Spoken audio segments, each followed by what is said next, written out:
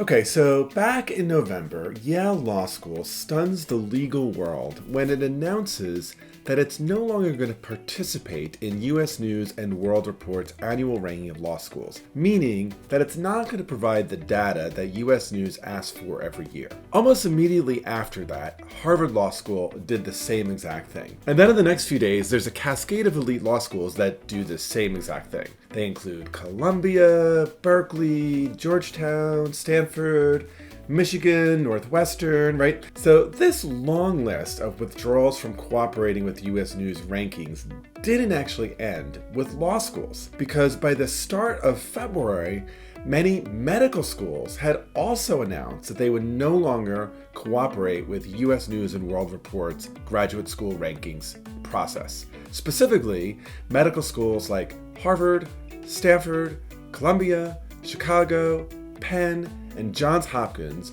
all withdrew. These schools have made a number of substantive arguments as to why, after decades of cooperating with U.S. News and World Report, they're no longer willing to do so. In short, law school deans have complained that the way U.S. News decides its rankings tends to overweight grades and overweight LSATs, causing schools to offer these really generous financial aid packages to people with high scores and grades, and therefore having less financial aid for people who actually need financial aid. In addition, the schools that have withdrawn have also accused U.S. News and World Report of using a methodology that tends to undermine efforts of these law schools to promote and support public interest work. Lastly, the law school deans have complained that they're penalized by a debt metric that U.S. News uses in making its rankings. Now, late last week, U.S. News and World Report shot back. They suggested that Yale, Harvard, and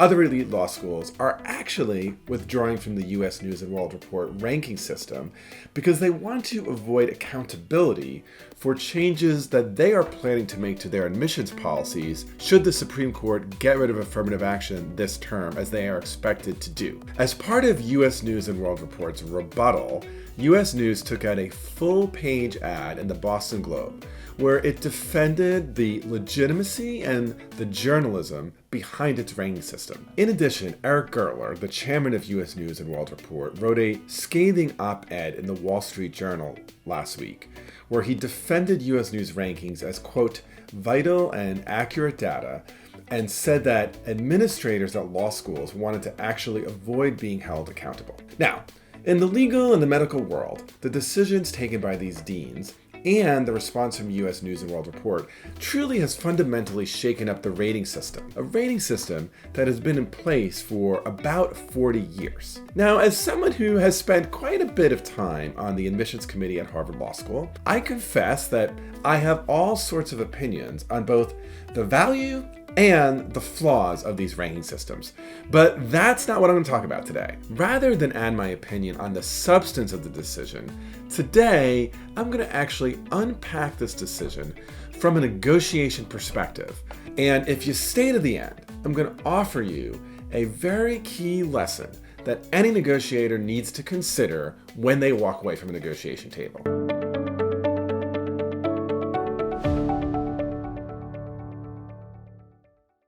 I'm Bob Bordone. I am a senior fellow at Harvard Law School. I'm the founder and former director of Harvard Law School's Negotiation and Mediation Clinical Program, and I'm the founder and a principal of the Cambridge Negotiation Institute. Let's go. Okay, so you might be wondering, how is the decision not to provide data to U.S. News and World Report part of a negotiation at all? And if you're asking that question, it's a fair one to ask. So let me start by reminding you of our definition of negotiation. So I always define negotiation as any communication between two or more persons with an intention to influence or persuade. Now, what's interesting is if you look at the announcement made by Harvard Law School when it announced that it was no longer going to participate in the U.S. News and World Report ranking system, they took great pains to say that at various times they have tried to meet with or communicate with the decision makers at U.S. News to get them to change their methodology. So we have some evidence that even if they didn't sit down in a formal negotiation, that while participating and continuing to send data to U.S. News and World Report, they were nonetheless trying to influence U.S. News and World Report's decision making. And so in making this statement, I think Harvard Law School is saying, we have tried to influence U.S. News and World Report. We have not been successful. And therefore, because we think interests that are very important to us and apparently a whole host of other elite law schools are not being met by continuing to give the data and participate in influence activities this way, we're going to walk away from the proverbial negotiation table, not provide the data, on the notion that our interests will be better met by doing this. This leads us, right, to the first thing we need to think about whenever we think about walking away from any kind of influence opportunity, whether it is a formal negotiation or whether it is simply efforts you are making to influence decision makers more informally. And the question is, if I'm going to walk away, what is my best alternative to a negotiated agreement, right? In negotiation, we call this our BATNA. And presumably, the elite law schools, the schools that have decided not to participate, as well as the medical schools, have decided that continuing efforts to influence in a constructive way U.S. News and World Report while cooperating with their requests is actually a less good way to meet their interests than walking away to their BATNA, the idea that it's an alternative away from the negotiation table. Now, I'm not here to agree or disagree with that, but that I think is the analytical decision that was made. But there's a second really important lesson here following out of this situation, which is that whenever you decide to walk to your BATNA, you also need to think about the law of unintended consequences. That is to say that the decision to walk to your BATNA may well fundamentally change the entire ecosystem or universe in which these influence opportunities are happening. And certainly in the context of U.S. News and World Report and these graduate school rankings, the entire frame, the entire ecosystem has really shifted since Yale's decision back in November. As I already said, in the ensuing weeks, right, we saw a whole bunch of other law schools and then medical schools follow suit with this decision. But in addition to that, we saw some other interesting things happen. First, there were some elite law schools, like Chicago, that decided to continue to participate in this ranking system. In addition, we saw at least some lower tier schools who were benefiting from the U.S. News and World Report system feel threatened or upset, and we've seen some arguments to suggest that the exact population that some schools were trying to protect, that is perhaps less informed applicants who maybe don't have access to a lawyer in their family or to a mentor or to really good guidance counseling, that those people might actually be hurt by not having the full benefit of a U.S. News and World Report system. In addition, what we've seen is an opening of space for others who might want to rank law schools to get some prominence. The ecosystem is changing, right? And then last week, we see U.S. News and World Report, instead of modify, they actually double down on their ranking system.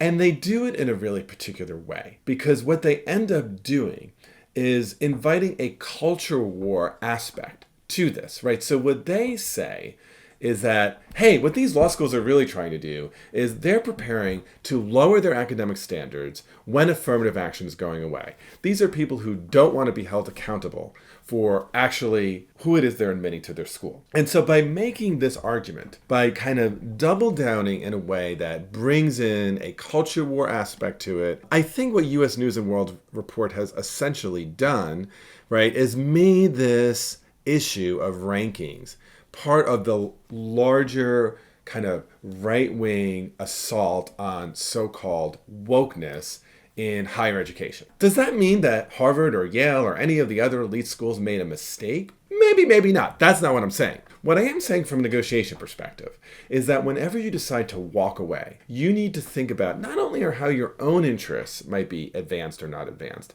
but what changes might that make to the other stakeholders and their interests and the broader ecosystem in which you are conducting this influence and negotiation strategy.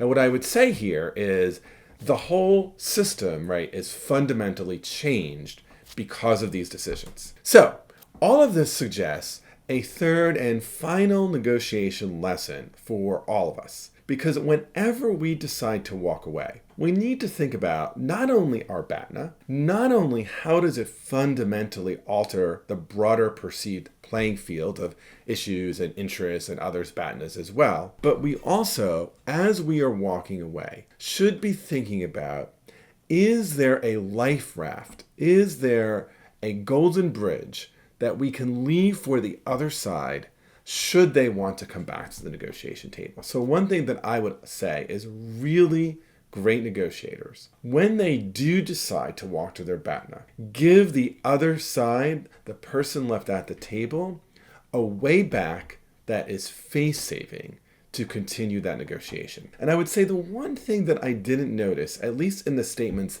from various law school deans that I saw, was any willingness to reopen a series of negotiations or conversations with the U.S. News and World Report editorial team, with the hope that maybe these schools would then provide data once again. Now, I don't know what would have happened if they did that. What I do know from a negotiation perspective, though, is that when you don't offer the other side any face-saving way back, any point of redemption, or what I like to call a life raft, then you shouldn't be surprised when they end up doubling down on their own decision and push themselves farther away from you. And essentially, that's what happened here. So, to summarize, when considering whether to walk away from a negotiation, whether it's a formal negotiation or just some kind of organization where you're trying to influence others, before you walk away, there are 3 questions you want to consider and answer.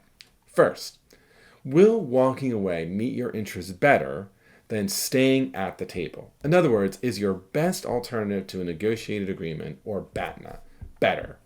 Second, even if your BATNA is better, consider unintended consequences. That is, how will your walking away change the broader landscape of parties, issues, respective BATNAs, and choices?